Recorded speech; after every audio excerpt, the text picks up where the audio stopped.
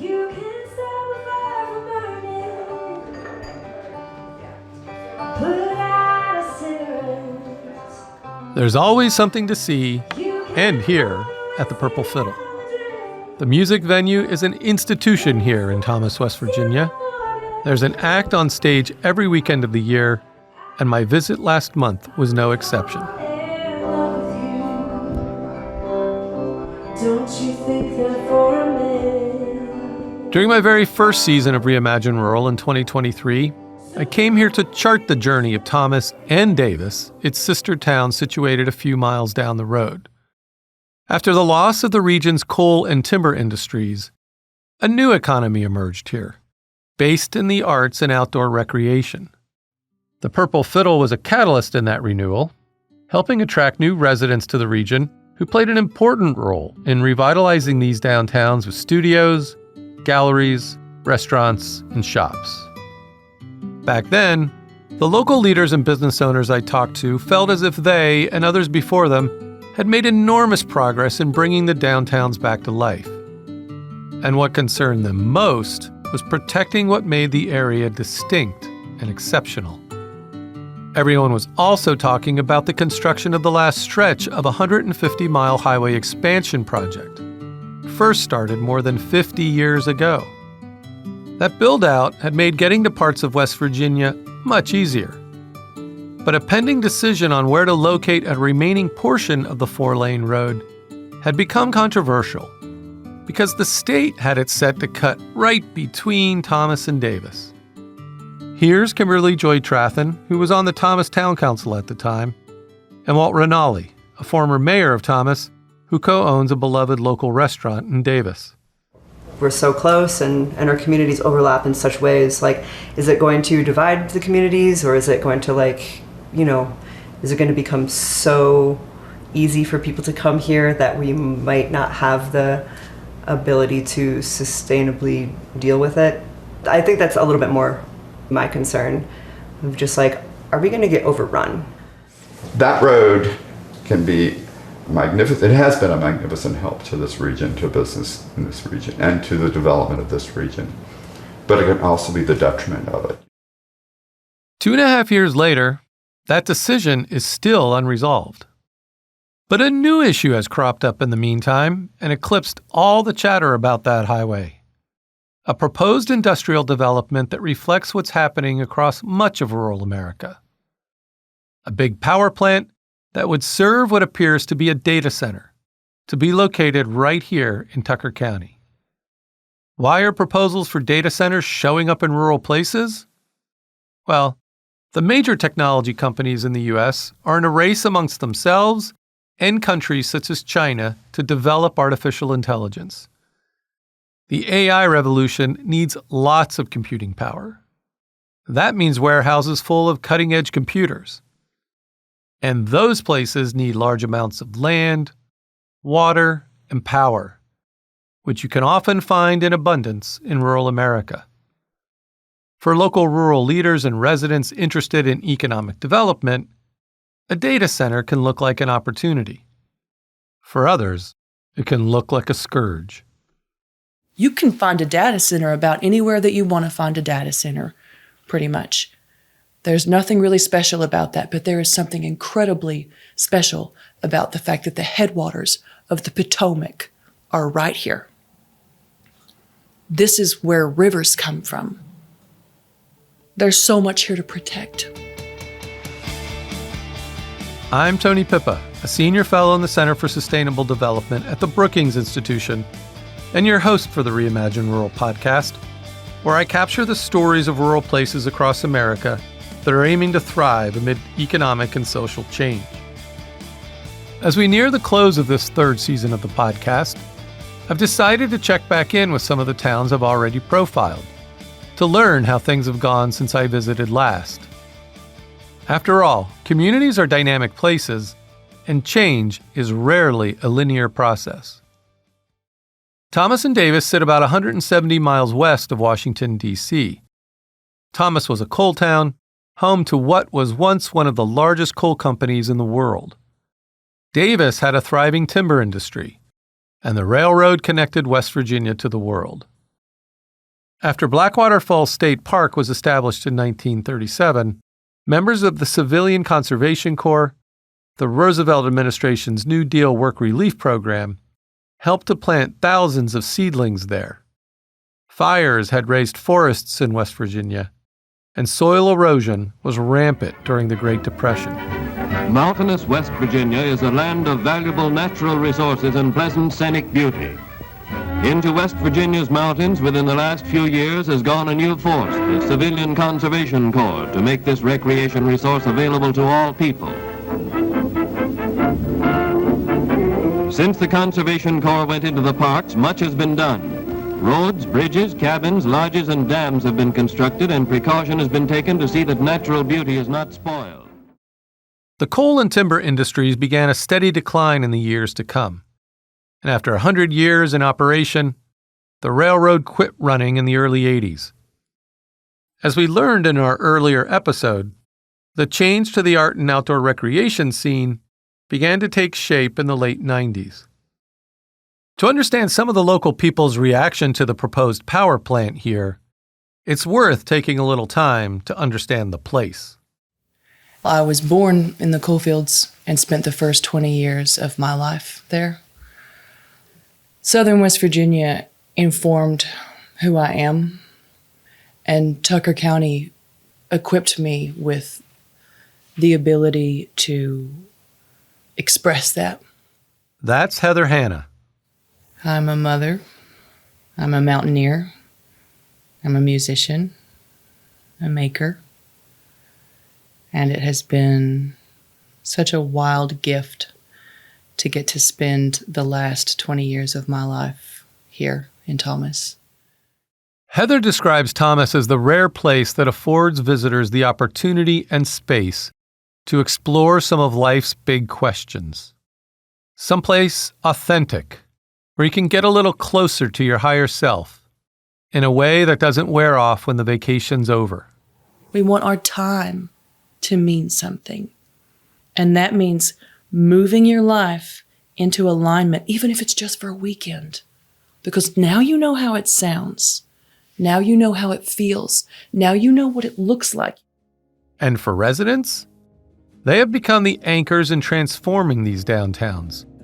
Many of them artists who display their work in shops and galleries that line the main street. Poets, musicians,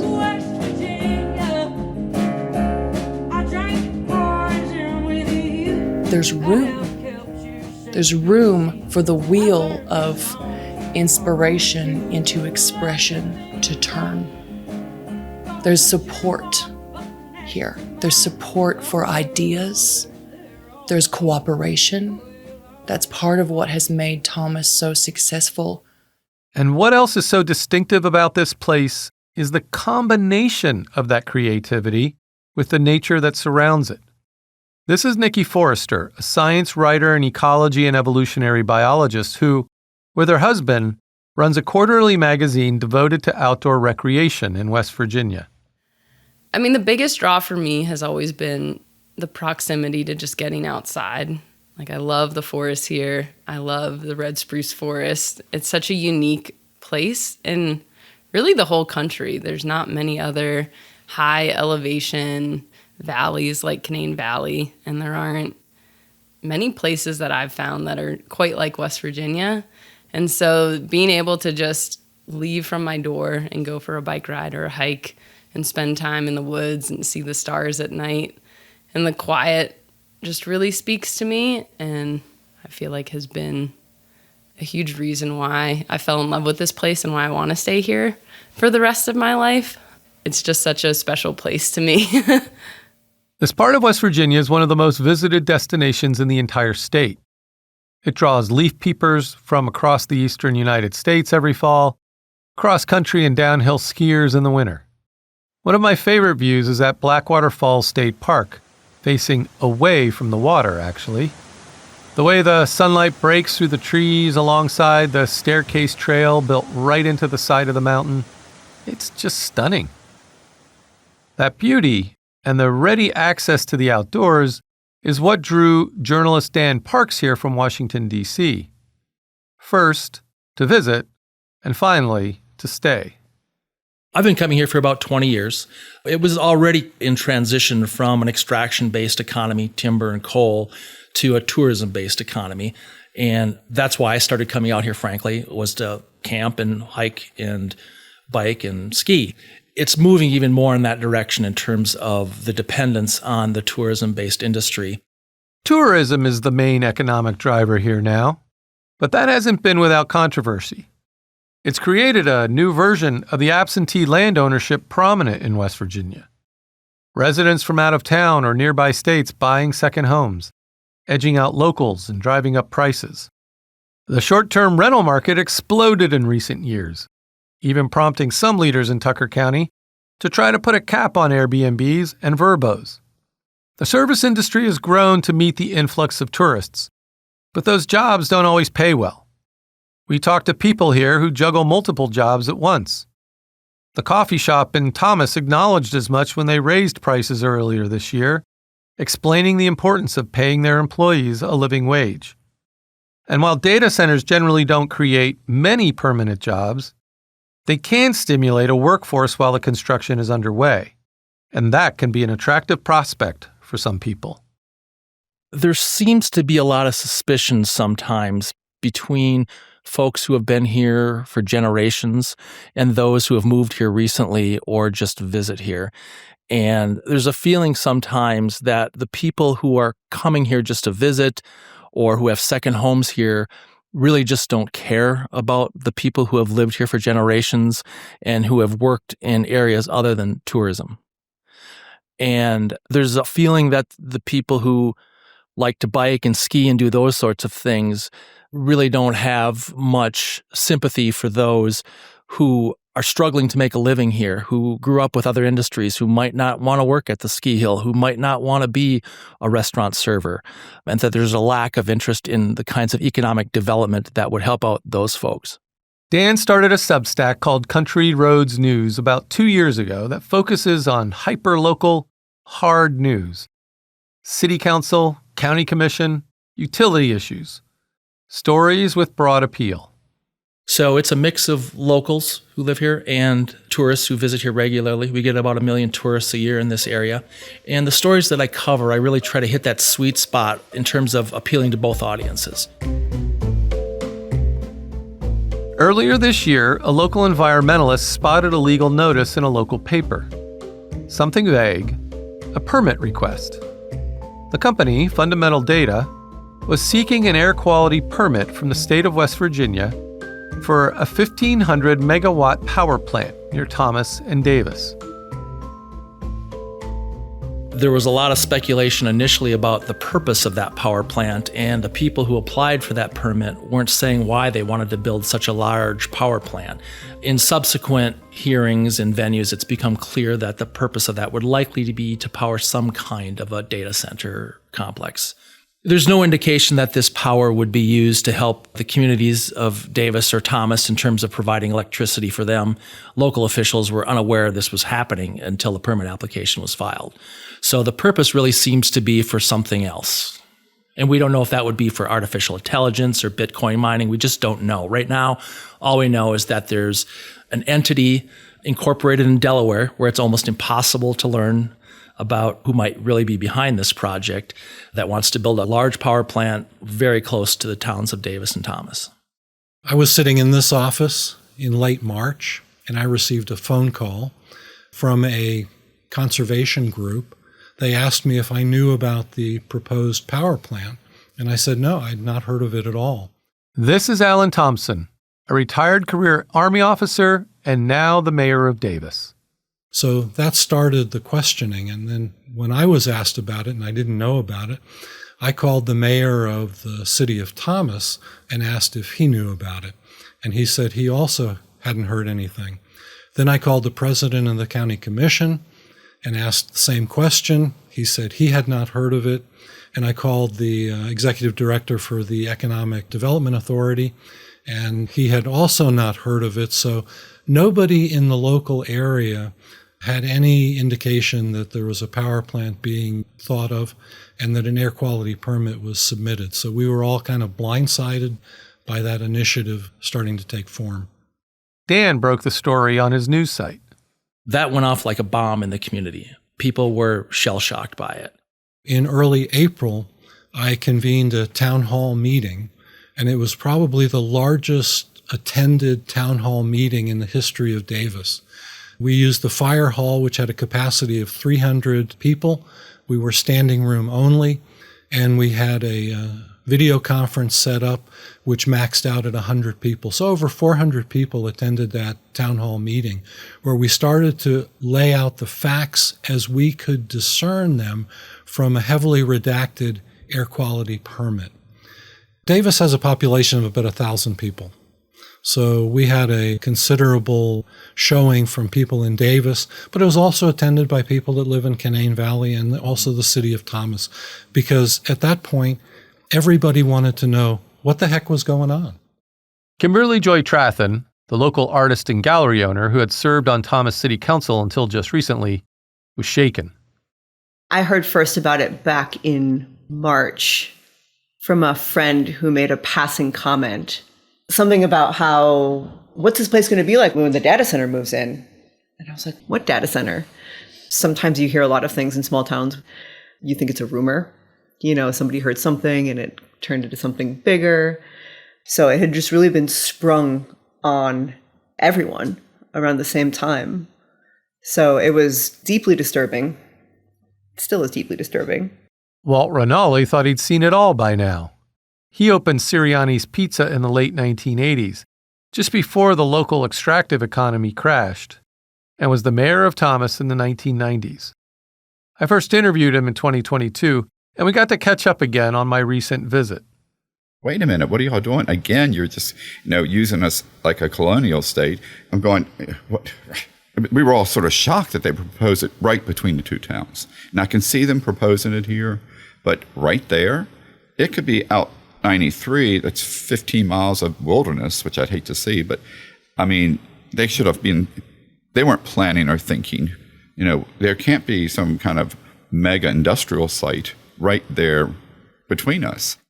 And there was just this upwelling of concern from people who lived in Davis and Thomas and Tucker County about, what is this project? Science writer Nikki Forrester again. How is it going to impact us? Who is this company? Why don't we know anything about it? And at that meeting, my friend stood up and said, hey, if we really want to do something about this, we're going to have to get organized. The group that came to be known as Tucker United formed the next day. Nikki is also their communications director. I think we have about 400 people on our mailing list now. So I'd say as the days go by, we're just doing our best to keep moving forward, fighting this proposal, and then also thinking longer term about economic development in Tucker County and just growing a broad coalition so that everyone here has a voice and a say and can be heard and represented when it comes to shaping the future of what Tucker County is going to look like. So, let's get into some specifics here. The power plant, as outlined in the permit request, is set to operate primarily on natural gas. It doesn't appear it will be connected to the electric grid, meaning what it is powering must be close by. So the use would have to be on site, presumably, to some sort of a user that would be in close proximity to the facility. It's important for data centers to have an uninterrupted power supply. It can cause all kinds of problems for them if power is interrupted for even a second. So this particular power plant would operate primarily on natural gas, but it would also have a backup fuel source of diesel to run in the event that there's some sort of an interruption in the natural gas supply. The other thing that we learned was that it would also store 30 million gallons of diesel fuel as a backup source. So we were very concerned with toxic emissions. And the proposed location, which is less than a mile from houses in Davis and less than a mile from an elementary middle school in the city of Thomas, that gave people big concern. That concern was apparent before Mayor Thompson and I even sat down. Across Davis and Thomas, I saw many "No Data Center in Tucker County" signs in windows, storefronts, and on cars. So between the size of the power plants and the land that they're talking about having available, it could be 50, it could be 100 data centers, which then gave me greater concern about water consumption, because data centers are huge users and consumers of water. We've suffered a drought for the last 2 summers. We've had to go to our secondary water source, which is the Blackwater River. But if the data centers start drawing water out of the aquifer, I'm concerned that it's going to affect the source water for the creek that we're using right now and the Blackwater River, which are all co-located in this area. And that gives me, like I said, great concern. Fundamental Data, based in Purcellville, Virginia, is the company that submitted the application for an air quality permit to build the power plant. Nikki Forster has talked to Casey Chapman, a Fundamental Data representative, about Tucker United's concerns and invited him to come down and speak to the group. But Chapman has been cautious about speaking publicly about the project and hasn't taken her up on the offer yet. Given the fierce competition in the market and the large amounts of investments at play, data center proposals are often marked by reticence from developers to reveal lots of detail in the planning stage. This is the rationale Fundamental Data gave for keeping the redactions in the public posting of its application. In a filing with the West Virginia Department of Environmental Protection, the company also acknowledged the significant public interest in the project and committed to engaging constructively with local stakeholders. Similar to how many national policymakers and industry leaders talk about data centers, it also characterized the project as a strategic investment in national and economic security. In a statement to the Wall Street Journal earlier this year, the company said the project could span 10,000 acres across parts of Tucker and a neighboring county, and will, quote, be among the largest data center campuses in the world. Casey Chapman declined to discuss the project on the record for this episode. I think they have come to visit the area a couple of times with regards to the power plant, but it's been under the radar. Nobody knew that they were here at the time. I have spoken with Casey Chapman. He has a West Virginia lineage in his family. He said he came to use the Canaan Valley area for recreation, hunting and fishing as he was growing up. So he's well aware of the area. But they didn't have any conversation when this power plant idea was being conceived, and they didn't take into consideration any of the local concerns, and they discount those. They say that the reaction to air quality and toxic emissions is an overreaction, and that the water won't be impacted because their plan is to draw water for the data centers from the abandoned mines, which are filled with acid water. And my concern is that if you drain the abandoned mines of water, they're just going to fill up again with water that's coming from the aquifer. So regardless of whether you're directly tapping wells into the aquifer or you're taking water from the abandoned mines, you're going to affect the water supply of the area. There's no public information on Fundamental Data's track record in developing a power plant of this size, raising questions about whether it would do the development itself or sell the rights to permits that it secures. That uncertainty is just another thing that gives local residents pause. It's important to recognize that not everyone is against the project as it's proposed, and others would consider it if it were relocated to a different site.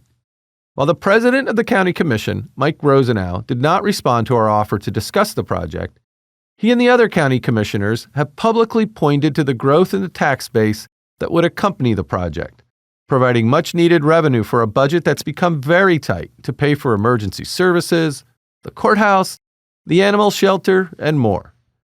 Balancing the trade-offs of such a large-scale industrial project is a continual challenge in rural development. But what adds even more complexity to this particular situation is that none of the local officials here, Mayor Thompson, Mike Rosenau, or any of the county commissioners or elected municipal officials, have any authority in this particular decision. It turns out the application for the air quality permit was filed the exact same day that legislation was proposed to give the state the authority to approve data centers and microgrid projects, preempting the ability of local governments to enact or enforce any zoning or other types of local regulations, basically stripping local communities of the ability to shape any decisions about these kinds of developments. The original legislation also had 100% of the property tax revenue associated with these projects going directly to the state. And the legislation was rewritten to direct 30% of the municipal revenue back to local governments, but most of the rest would go to state coffers. And Governor Morrissey has talked about using that revenue to help eliminate the state income tax. The bill, HB 2014, became law on April 30th, 2025. For Kimberly Joy Trathen, who just left her position as a local elected official, it's hard to fathom. There is no option for the municipality or the county to put any type of regulation on anything. To take away that part and undermine that process is really disturbing. To just come in and say, we're making it easier to greenlight these companies to come in for the sake of bringing possible jobs and money, and you get no say in it. It feels really shameful. As a former mayor himself, Walt Rinaldi feels as if there are other options, if locals were given the chance to offer them. The state took any kind of regulation away from local people. And now it's all decided by people who are in Charleston, who everyone knows they might be good old boys when they left here, but by the time they get to Charleston, they have this little clique who makes all the decisions, and the heck with the people in that community. This is out in the middle of one of West Virginia's most beautiful spots. It's just not compatible. It's not good planning. You can have them both if you plan correctly. You know, move it farther out, move it somewhere else. They're to say that that's where the natural gas line is. Well, they're putting pipelines all across the damn country for power grids, pipelines. I mean, you can't pipe it 8 miles away and build your power station there. As mentioned previously, the legislation promoted by West Virginia's Governor Patrick Morrissey was changed to give the local county 30% of the property tax revenue. But the tax is assessed at salvage rates that are heavily discounted. And school systems, including Tucker County's, still get none of the property tax revenue. At least, how the law stands now. Randy Smith, the president of the West Virginia Senate, represents the district that includes Tucker County. Earlier this year, he defended his vote and characterized the fight over its location as one between outsiders and locals. He also suggested the application for an air quality permit was submitted long before the microgrid bill was introduced. But in early November, he held a local public hearing and surprised many in the audience by suggesting that aspects of the law needed changing. Senator Smith didn't respond to our offer to discuss the legislation, but here is some audio from that meeting. So I'll be honest with you, I had a hard time voting for it. I voted for Raymond, because I'm Senate President. If I wanted to kill it, I could. But it's kind of hard on your political career to kill a governor's bill. So, I met with it, and the speaker the same way we met, and he gave us assurance, anything that if we pass the bill, anything that we need to go back and visit and fix, that he would do it, which we can do it anyway. Whether he wanted to or not, we can fix it. Senator Smith said he didn't catch the funding detail when he voted for the bill, that most of the new property tax revenue would be funneled to the state's general treasury. So that's something that's going to be addressed this session. He also recognized that local control is a big issue, and it's one thing that members of the legislature want to address. What would that mean for the project? Hard to say. It could create some complicated legal issues if the legislation is rewritten. The State Department of Environmental Protection has approved an air quality permit for the power plant. Tucker United filed 2 appeals and is now focusing most of their efforts to get the agency to compel fundamental data to reveal more details about the air permit and classify the facility as a major source of emissions. The first was about the company's decision to withhold a lot of information in their air permit. It's so heavily redacted. We can't see anything. We know the total amounts of emissions produced, but we have no idea how they calculated them. As I mentioned earlier, fundamental data has said those redactions include confidential details about the project. The second is over the decision to provide the air permit itself to this company. And so we had one hearing about that so far, in which the Air Quality Board of West Virginia basically heard two motions. The first was to allow our lawyer and our legal expert to look at some of that redacted information to verify the emissions calculations. And the second part, the company wanted to throw out 3 different aspects of our appeal. So we had basically contended on 17 different issues. They wanted to fight 3. The Air Quality Board dismissed 2 of them. So we still have kind of 15 things that are in play that we are fighting back on. Now, at this point, you might be asking, what about the owner of the land where the power plant might be built? Well, that adds yet another dimension to all this. It's a company called Western Pocahontas Properties, an affiliate of an energy company based in Texas. It's the biggest private landowner in the county, a situation that's typical of West Virginia and much of Appalachia. Absentee land ownership that is a legacy of its extractive industries. Normally, I talk to them quite a bit on other issues, but not on this one. Several years ago, Western Pocahontas developed plans to address a major concern we've heard from folks time and again: a lack of affordable housing. The states recommended that the company be approved for 2 grants from the Federal Abandoned Mine Land Economic Revitalization Program. In addition to housing, it would also support a community center with recreation facilities in Davis and other amenities, such as an urgent care center. And the company also recently sold land to the Nature Conservancy. Here again is Davis Mayor Al Thompson.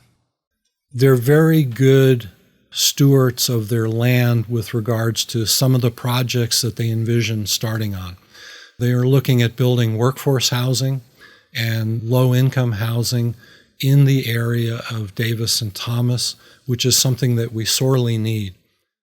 And the bottom line is that there are no existing local ordinances or land use regulations that would prevent the project from being put in the proposed location.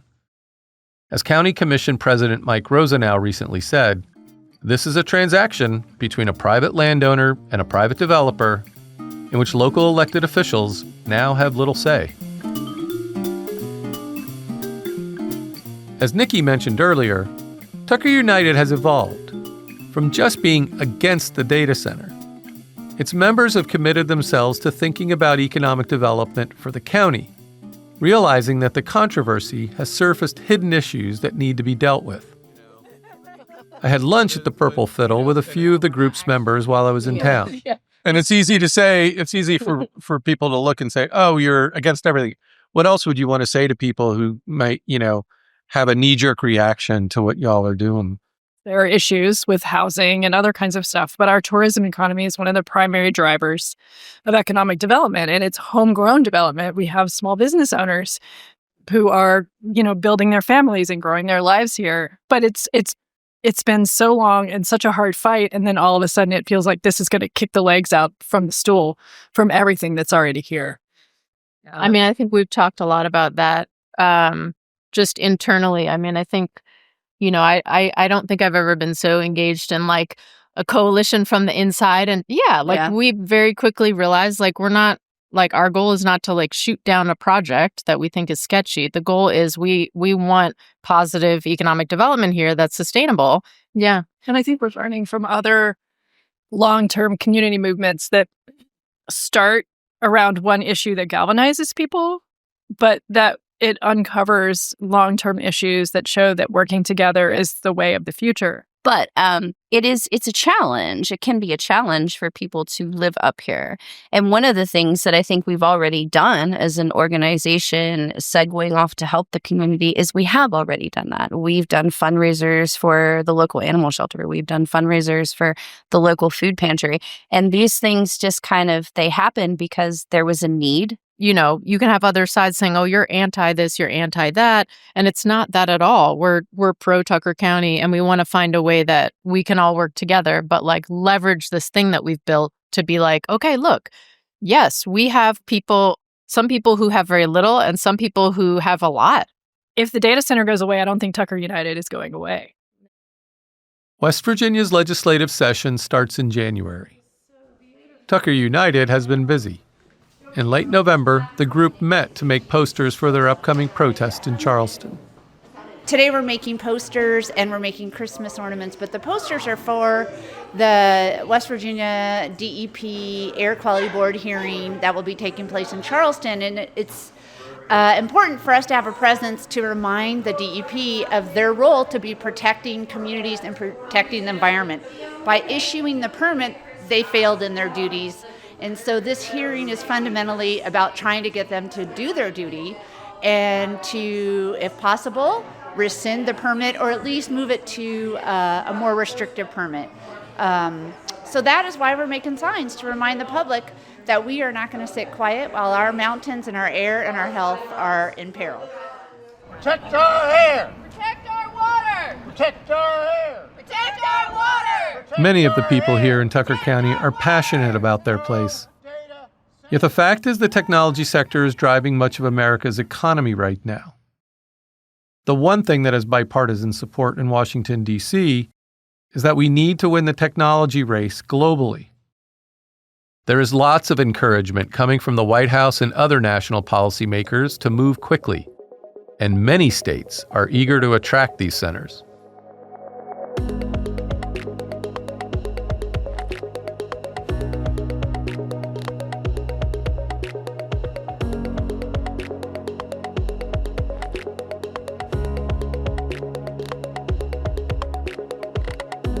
I'm an incurable optimist. Heather Hanna again.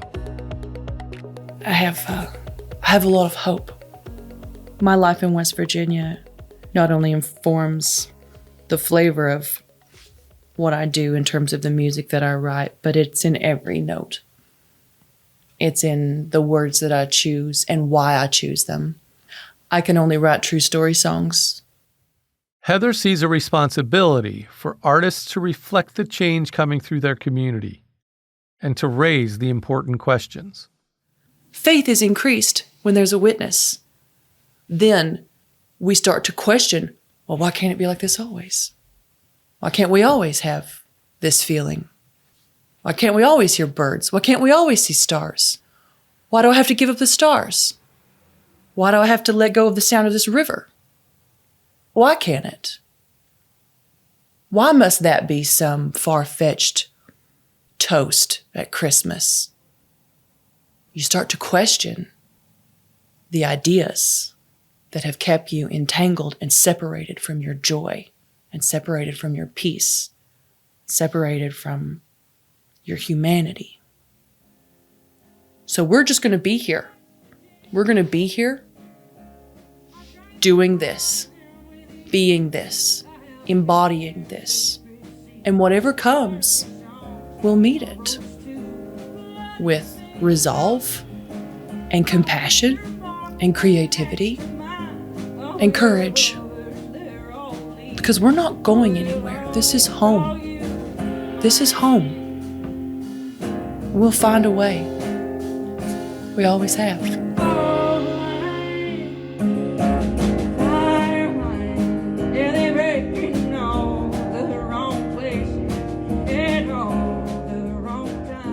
The current situation in Thomas and Davis gets to the heart of so many dimensions of what it means to live rural, where local resources can get inextricably tied to the country's economic growth and security, where the balance of economic development that supports and sustains local livelihoods can be tough to strike, and where local control can sometimes feel as if it's being overwhelmed.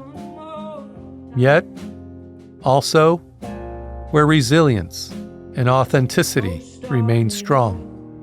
Remain home. Thanks for listening.